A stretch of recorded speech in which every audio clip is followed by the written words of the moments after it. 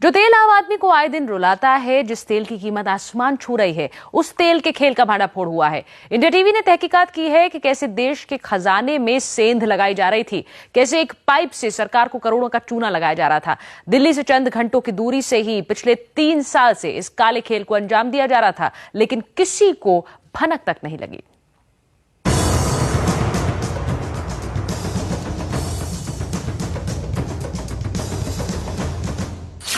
दिल्ली के पास मुफ्त में तेल, जो पेट्रोल दिल्ली में 67 रुपए प्रति लीटर में मिलता है, जो पेट्रोल मुंबई में 74 रुपए प्रति लीटर में बिकता है, जिसकी कीमत कोलकाता में 74 रुपए पर लीटर देनी पड़ती है, जिसकी बढ़ती कीमत आए दिन आम जनता को रुलाती है, वो तेल दिल्ली से महज 140 किलोमीटर दूर मुफ्त में मिल रहा है।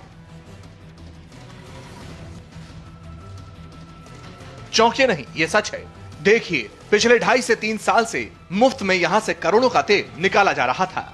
यहां जमीन के सिर्फ 10 फीट नीचे से यह तेल टैंकर भर भर कर निकल रहा था। कैसे हो रहा है करोड़ों के तेल का चोरी वाला काला कारोबार, इसकी तहकीकात की इंडिया टीवी के रिपोर्टर मनीष प्रसाद ने। हम पहुंचे उस जगह पर जहां पर मुफ्त में बह रहा था देश का कीमती तेल। यह है मथुरा का सनोट गांव। दूर दूर तक खेत दिखाई दे रहे हैं, लेकिन इस जमीन के नीचे है काला सोना, यानी कच्चा तेल। तेल माफिया ने रची ऐसी साजिश जिसकी भनक किसी को नहीं हुई। देखिए, तेल चोर कैसे कुछ रुपए लगाकर करोड़ों का तेल उड़ा रहे हैं। यह है जयपुर से आने वाली और मथुरा से होते हुए गुजरात के जामनगर तक जाने वाली क्रूड ऑयल यानी कच्चे तेल की पाइपलाइन। अब देखिए 2 तस्वीरें। एक पाइपलाइन आईओसी की है, दूसरी पाइप है तेल माफिया की। एक तरफ सरकार करोड़ों रुपए खर्च कर कच्चे तेल को मथुरा की रिफाइनरी में पहुंचा रही है, वहीं दूसरी तरफ तेल माफिया ने सरकारी पाइपलाइन के नीचे अपनी पाइपलाइन लगा दी। पहले पाइप में 2 छेद किए गए, फिर दोनों को एक वाल्व से जोड़ दिया गया ताकि जब जरूरत हो वाल्व को खोलकर तेल निकाला जा सके। एक तेल डिपो था मथुरा में, दूसरा तेल डिपो था उस तेल माफिया का जो इन खेतों में है। ये गोरख धंधा पिछले 3 साल से चल रहा था। हम मथुरा के सनौट जगह पर हैं। ये वही जगह है और पाइपलाइन है जो कि मथुरा गुजरात जामनगर पाइपलाइन है। ठीक इसी जगह पर ये जो पूरा एक प्रेशर पॉइंट बना हुआ है, यहीं से दूसरी पाइप कनेक्टेड थी और जिससे लगातार क्रूड ऑयल भरा जा रहा था और अवैध कारोबार चल रहा था। जैसे ही यहाँ के स्थानीय एडमिनिस्ट्रेशन को ये खबर मिली तो उन्होंने पुलिस की मदद लेते हुए यहाँ पे रेड की। करीबन ये पूरा 5 से 10 फीट इसको खोदा गया और देखा गया कि 100 मीटर तक की पाइपलाइन इससे कनेक्टेड है, जिसके जरिए ये लगातार क्रूड ऑयल को भर रहे थे। देखिए, खुदाई के बाद यहाँ 2 मजदूर तेल को रोकने की लगातार कोशिश कर रहे हैं। वॉल्व में लकड़ी डालकर पाइप से तेल के रिसाव को बंद करने का काम चल रहा है, लेकिन तेल का रिसाव रुक नहीं रहा। और बाद में जब छेद बंद करने का काम पूरा हो गया, फिर इस जोड़ को मजबूत करने के लिए आखिर में वेल्डिंग भी कर दी गई। करीब 40 घंटे की मशक्कत के बाद पाइप में लगे हुए अवैध वॉल्व को निकालकर छेद बंद किया गया। इस ऑपरेशन को अंजाम देने के लिए 20 लोगों की टीम लगी। जेसीबी मशीन का इस्तेमाल हुआ और 1.5 दिन तक फायर ब्रिगेड की टीम भी मौके पर मौजूद रही। हम आपको बता दें कि तेल के इस पाइप में 1400 किलोलीटर का प्रेशर होता है। ऐसे में खतरा इस बात का होता है कि अगर थोड़ी सी भी चूक हुई तो धमाका हो सकता है।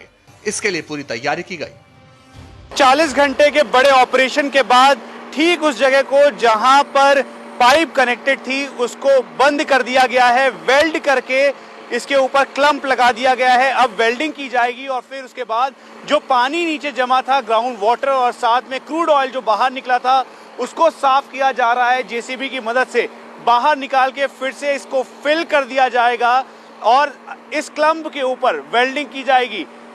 प्रिकॉशन लेते हुए यहाँ पे फायर एक्सटिंग्विशर तो दूसरी तरफ फायर ब्रिगेड की गाड़ियों को भी रखा गया ताकि कोई भी अप्रिय घटना ना घट सके। उस नॉब को पूरी तरीके से काटने के बाद इसके ऊपर क्लंप लगाया गया।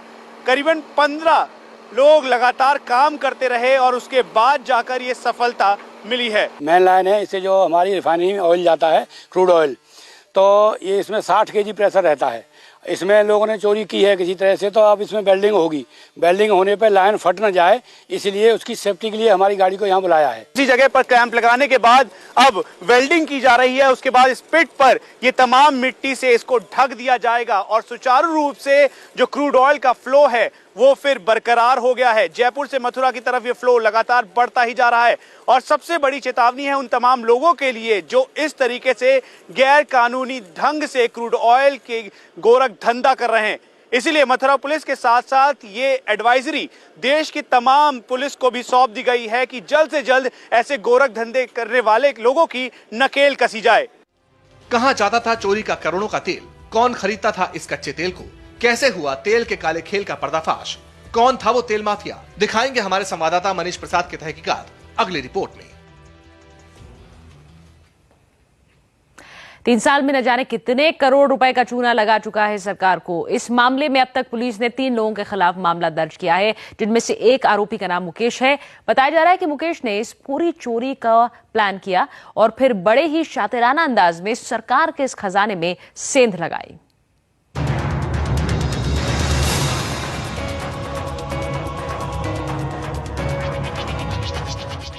देश के खजाने में इतनी बड़ी सेंध आखिर कैसे लगी?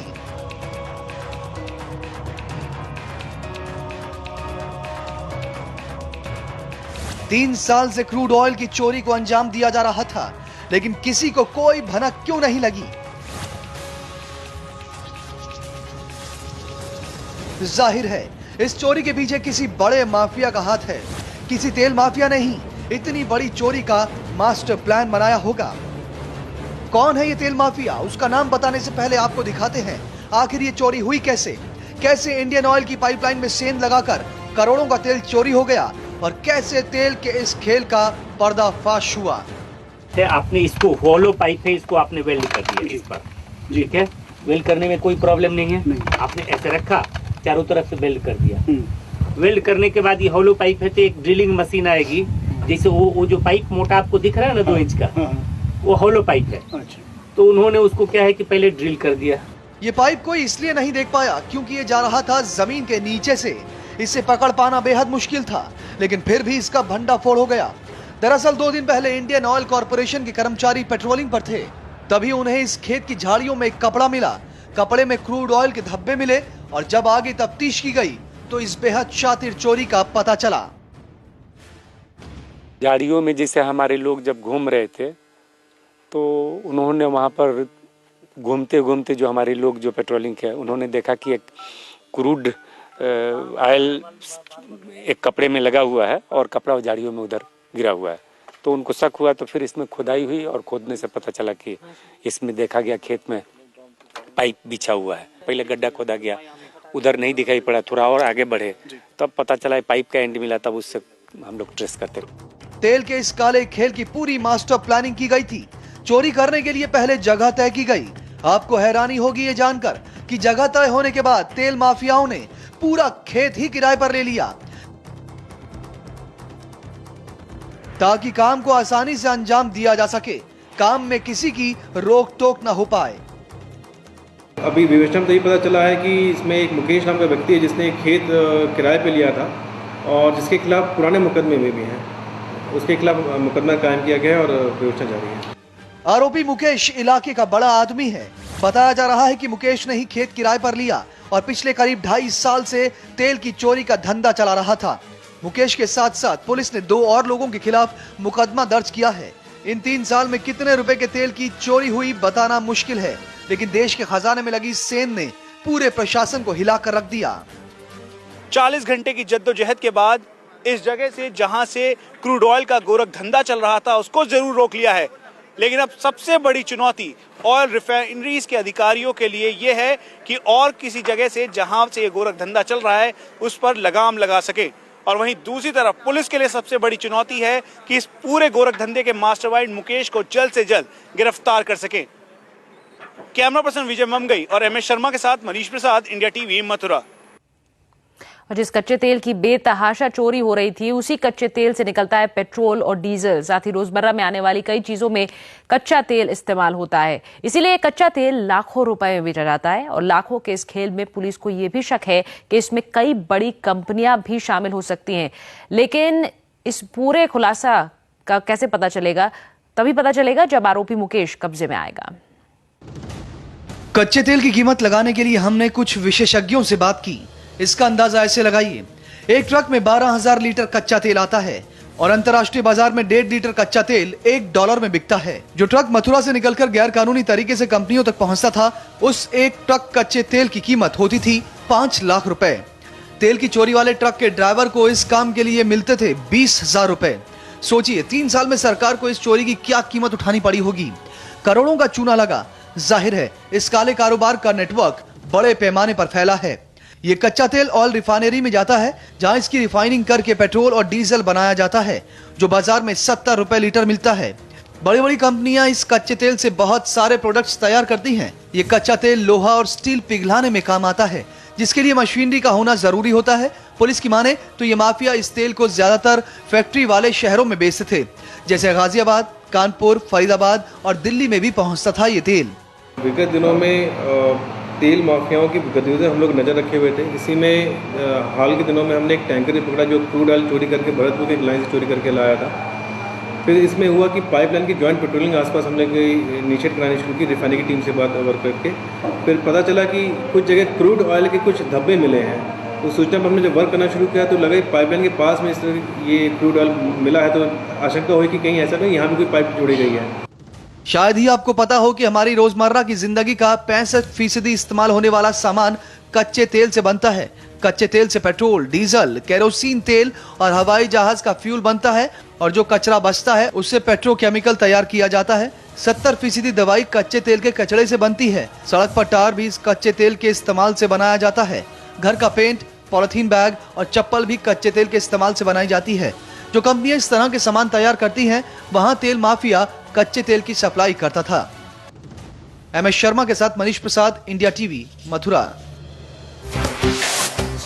ब्रेक से पहले आपने देखा कैसे दिल्ली से कुछ किलोमीटर दूर कच्चे तेल की चोरी हो रही है। इतनी बड़ी चोरी हो गई और किसी को कानो कान खबर ना हो, ये अपने आप में चौंकाने वाली बात है। ऐसे में पुलिस को यह भी शक है कि तेल की चोरी के पीछे IOC या मथुरा रिफाइनरी का भी कोई आदमी हो सकता है।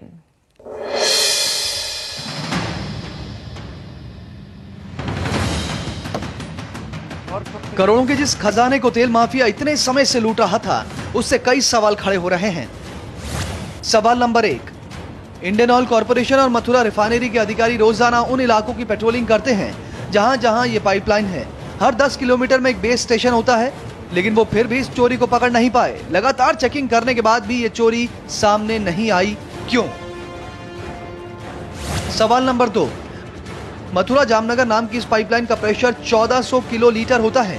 बीच में किसी तरह की गड़बड़ी होती है तो आगे प्रेशर अपने आप कम हो जाता है।